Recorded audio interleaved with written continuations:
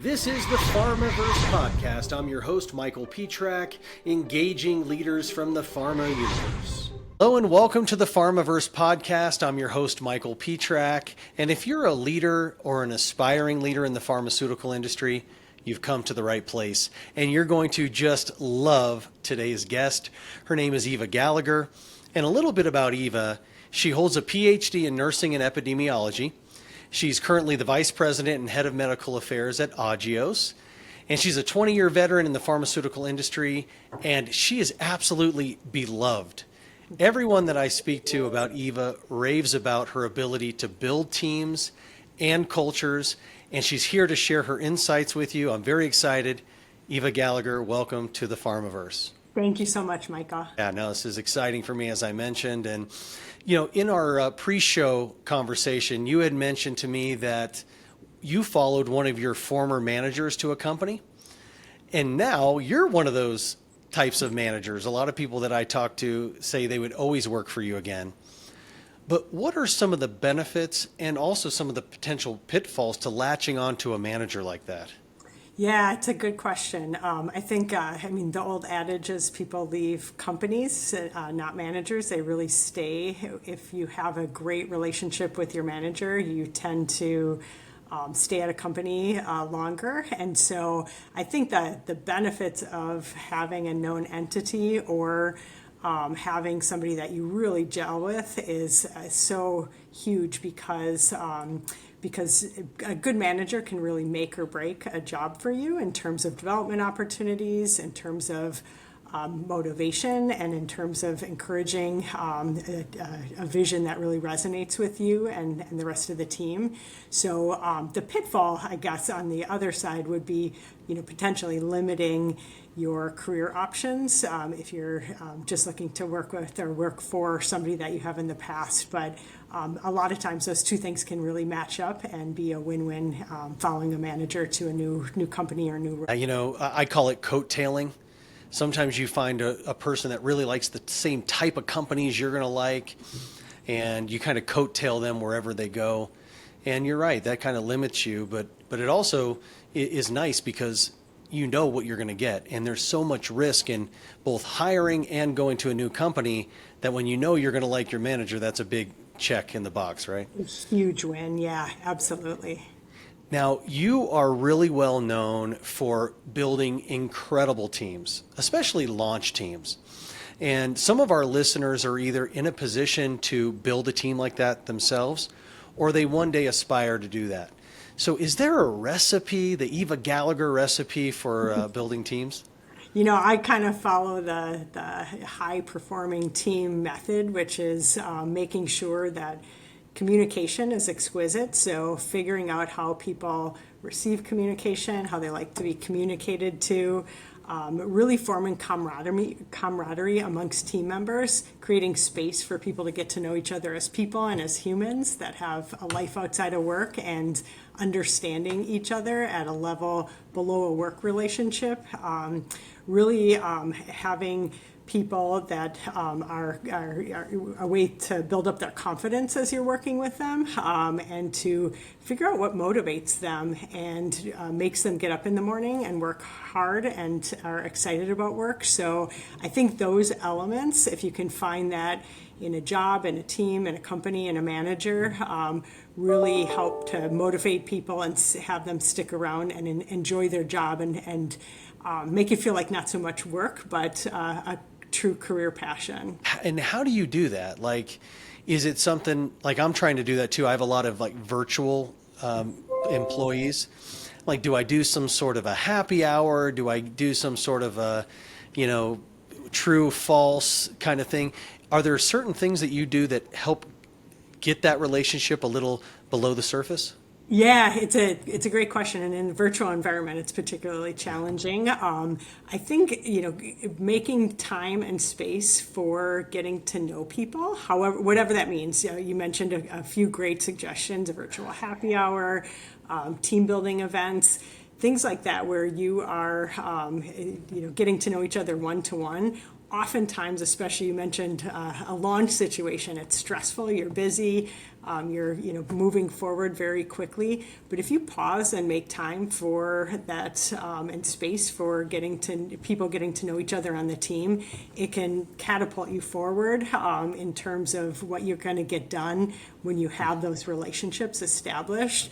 So I think a true key is to make time for that and not always just be so task oriented or so check the box oriented, and have people that feel like I had a couple team members in the last month say that our team feels like a family to them, and it just hit me and really resonated because what's been created over the last couple of years of building a team in Med Affairs where I'm currently at is this feeling of trust and commitment and loyalty that you would find in a relationship amongst a family, and it's been the ultimate compliment. I think is having the team members feel that sort of relationship and bond amongst each other. Yeah, totally. And back to the whole getting to know each other piece. Some of the leaders that I've interviewed over this time have kind of keep their personal life to themselves. Others are like a totally open book. Have you seen one way or the other really work for you?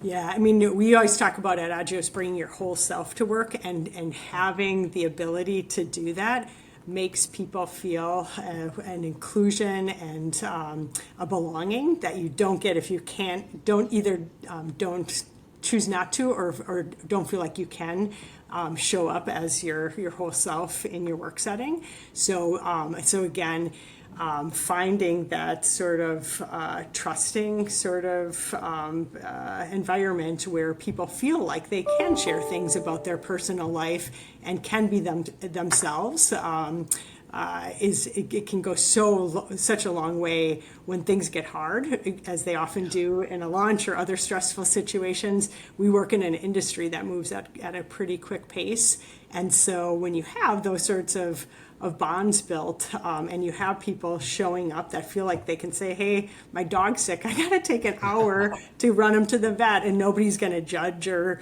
when you feel like you can be transparent about things going on in your life, and when you need support or when you can pitch in and help other people, it goes a long way to create an environment that you feel like you can thrive in.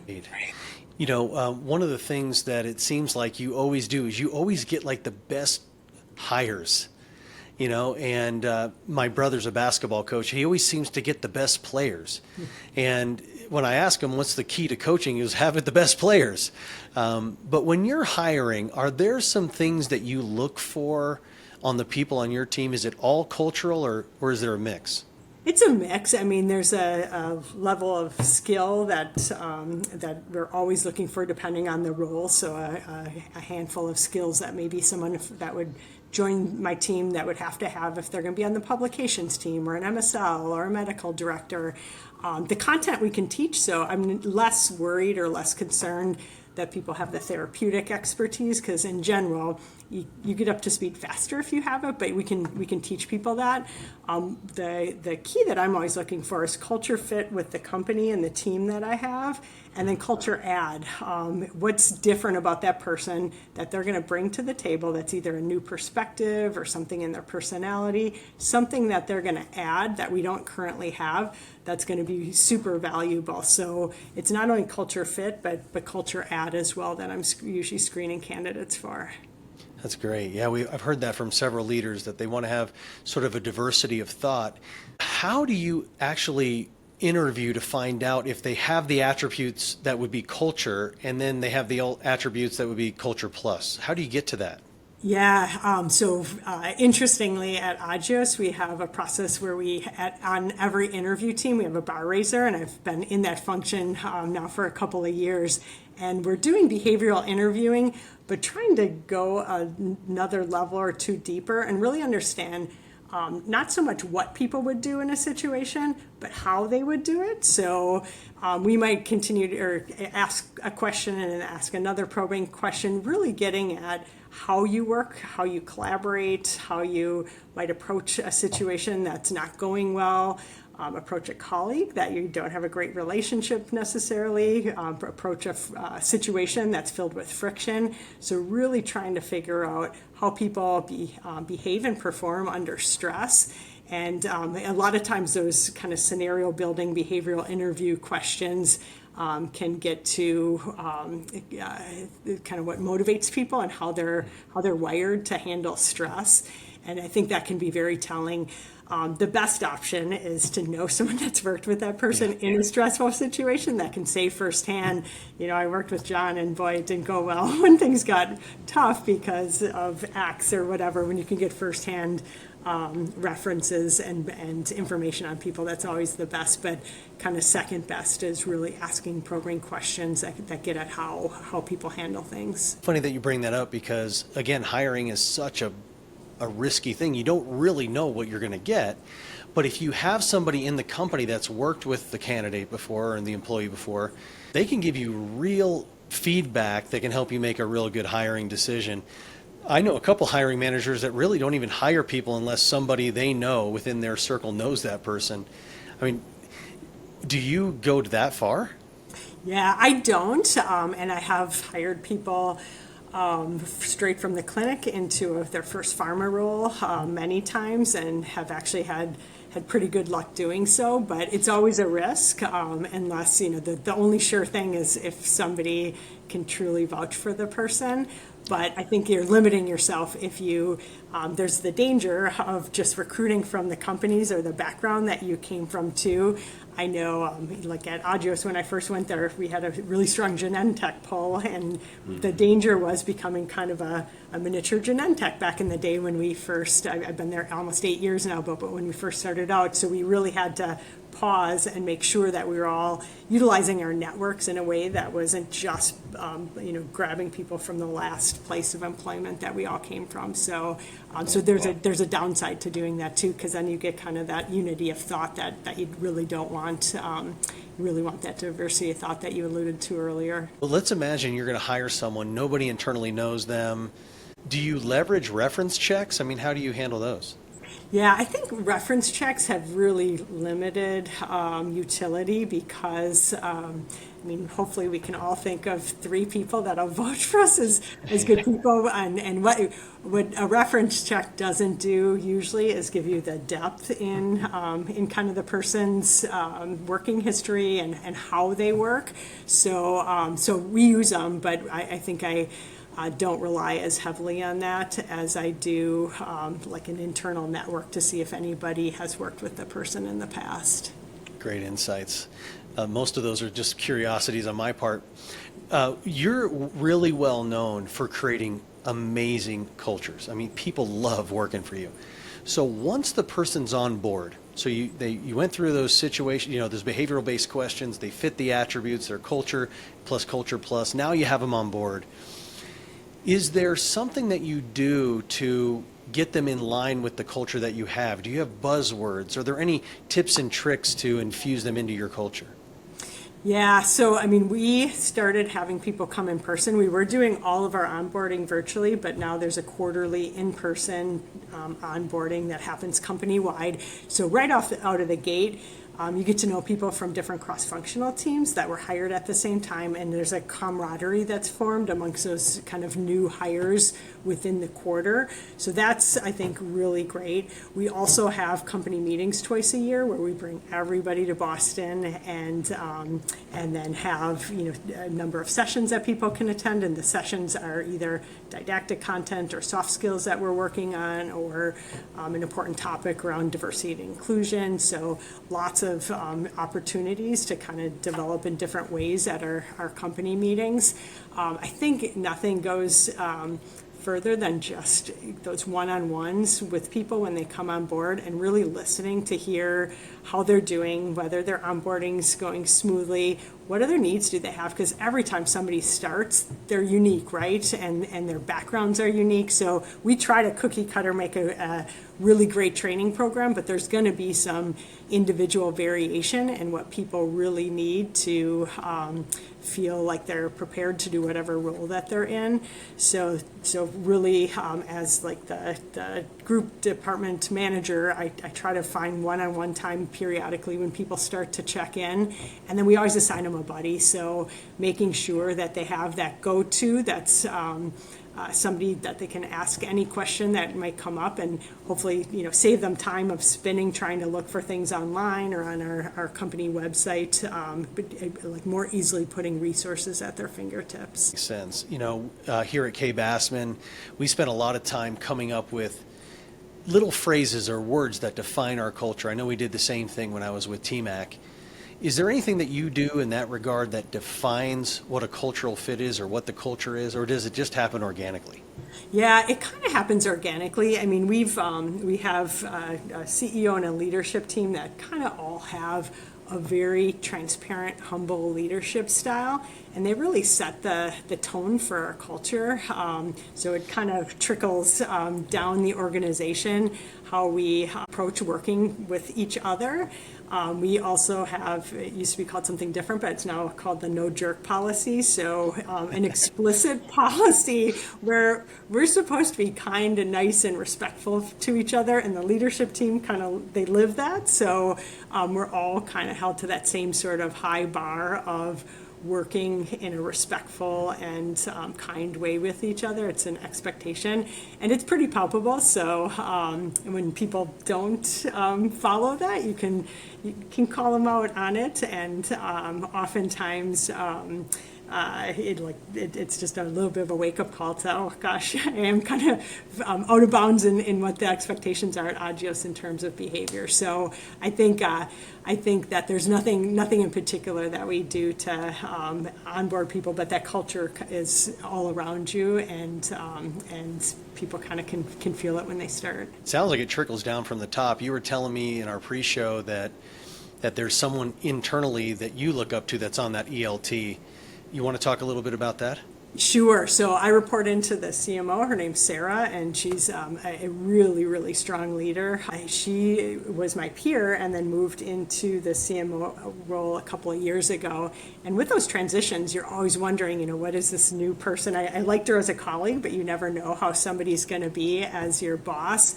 And it's been just amazing to work with her over the last couple of years. All those qualities, it sounds so cliche, but she's approachable, salt of the earth, crazy smart, works harder than anybody I know, very open, transparent, humble leader, like all of those qualities she emulates. So it makes it easy for me to have that model and that example to kind of model my own behavior after. Yeah, you mentioned that you kind of are there to support your team, that you don't feel like they necessarily work for you, but you almost work for them as a servant leader, and you give them a lot of autonomy. Speak to us a little bit about how you really manage your team, because that would be a great takeaway for our audience.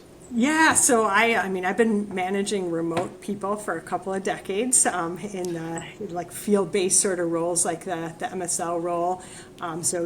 During the pandemic, that switch to being remote was pretty seamless because I'd been managing field teams for so long.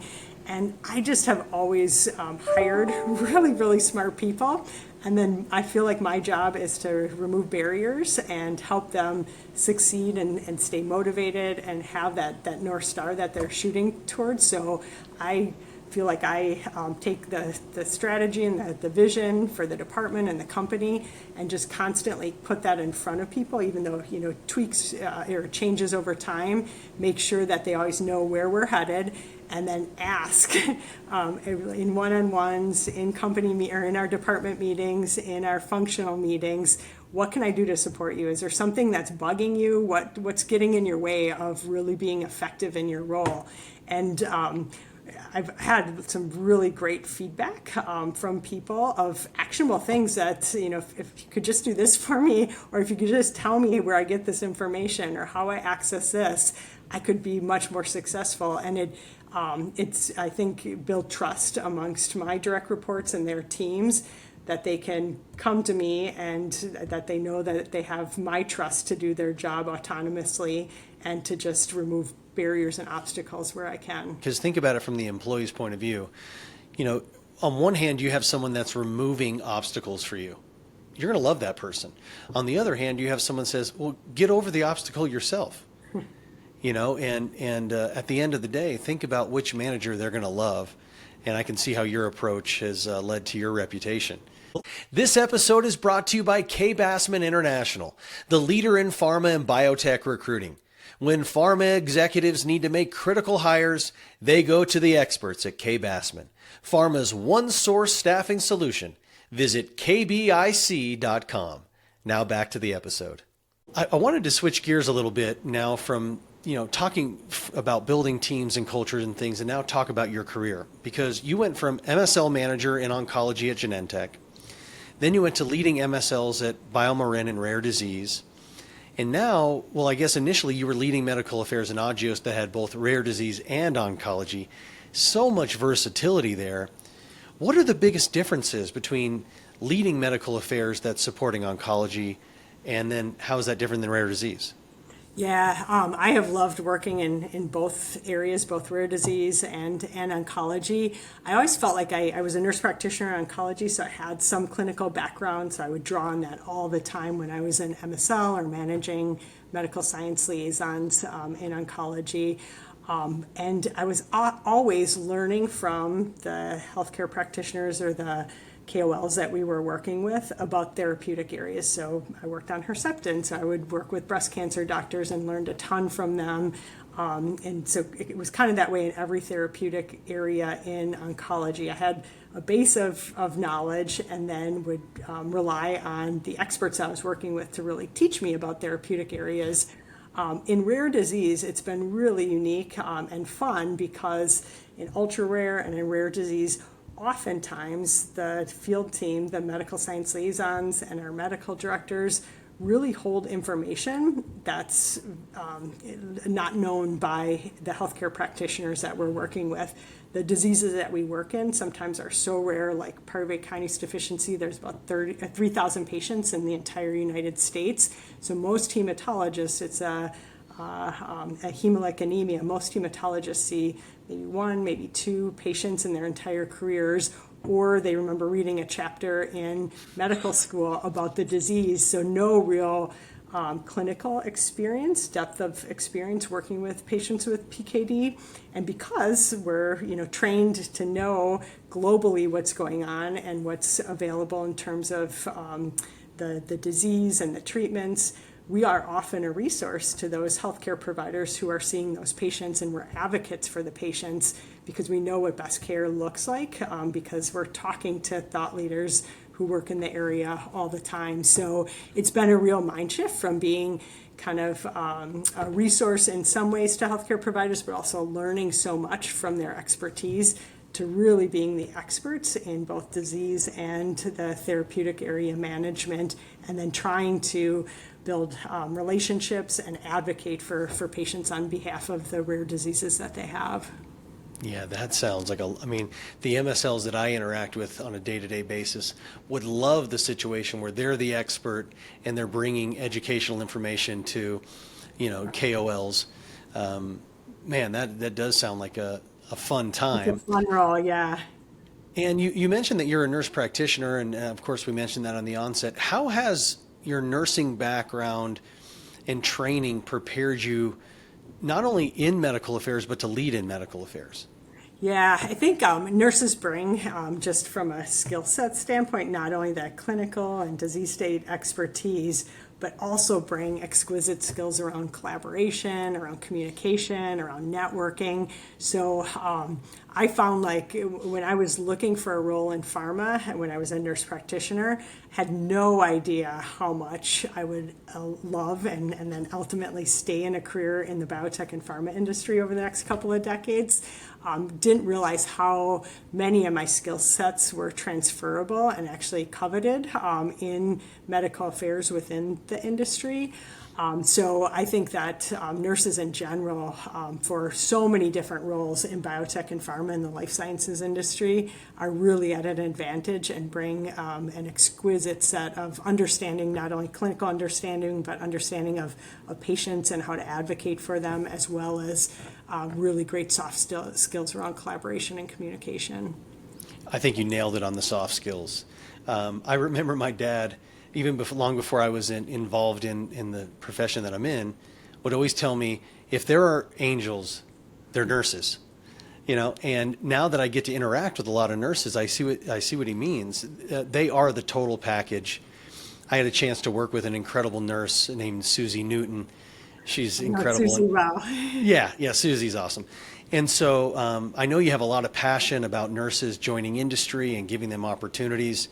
You even have an organization that you run called RN de Pharma. Tell us about that. Yeah, so this is a bit of a passion project. I have, over the years, oftentimes been a resource for nurses or like friends of friends who wanted to get into the industry that were nurses. And getting that first job is really, really hard. And so after talking to nurses who wanted to get into the industry over years, and especially during the pandemic and post-pandemic, there's been a lot more frequent reach outs to me for coaching and help to network and try to find a job in the biotech and pharmaceutical industry. I came up with this list of like 10 things I'd tell anyone that reached out to me wanting to know more about this industry. And instead of sending them to these 10 different sites now, like one was about podcasts, one was recruiting sites, just this kind of my spiel for when I was talking to a nurse who wanted to go into the industry, I thought, you know what, I'm going to put together a website and house all of this information in one place. Mm-hmm. And so last summer I had some downtime and built a website where it's basically just a bunch of information that's in a logical, practical order with a checklist of ways to approach getting a job in the industry, ways to figure out what type of job are you qualified for, where do you go to look for jobs, what are the titles of the jobs that you might have the background to be successful in. And so I put all that together in an ebook, and it sits on a website, and I interviewed a bunch of nurse colleagues who are now in biotech and pharma in different roles to give people a sense of what the day-to-day job was like and how they got into the industry. So there's some vignettes on there. So just trying to create kind of a clearinghouse of information for any nurse that wants to make a career move, to try to expedite that process for them. Great. What's the website? It's called RN to Pharma, so RN and then the number 2 pharma.com. Last question. A lot of the people listening are aspiring leaders, people that want to be Eva Gallagher one day. And they're waiting for their shot to either lead or build teams. And they're looking for career advice on how to go from individual contributor to get a chance at management. Any advice you could give them that they can easily implement? Yeah, I mean, I would say yes to whatever comes your way. Don't worry that you don't have the immediate skill set or the background or whatever it is. If somebody's putting a development opportunity in your path, take it. Don't say no. Don't doubt yourself. Don't wonder if you could do it, because you're only going to know if you try. Typically, I think when those things happen, somebody sees something in you that they a glimmer that you could do something beyond what your current role is. So always say yes when people approach you. And if you're not getting approached about things, spend some time being introspective and think about where your development path is that you want to go, and then be deliberate about making connections with people within your organization and outside your organization that can help you get there. Nothing makes me happier than when people reach out to me to network, to talk, to collaborate on something. Anytime that I can spend time coaching somebody else, I always learn back in return. And so take those opportunities. LinkedIn is an amazing resource for finding people that might be in a niche that you want to eventually get in, and reach out to them and take a chance and be bold and advocate for yourself. That's a good segue. Eva Gallagher is a great follow on LinkedIn. Feel free to connect with me as well. But unfortunately, that ends our time, and it wraps up another episode of the Pharmaverse. We have many more great leaders lined up for you, so there's still a lot more to come. Eva, on behalf of all in the Pharmaverse, I sincerely thank you. I got a lot from this episode, and I'm sure our listeners did too. Thank you so much for the opportunity, Michael. It's great to talk with you. Yeah. Well, thanks for listening. See you next time on the Pharmaverse. Thanks for joining us on the Pharmaverse podcast. Make sure you subscribe below so you don't miss any leadership insights. Like and comment. I would love to hear from you. We'll see you on the next episode of Pharmaverse.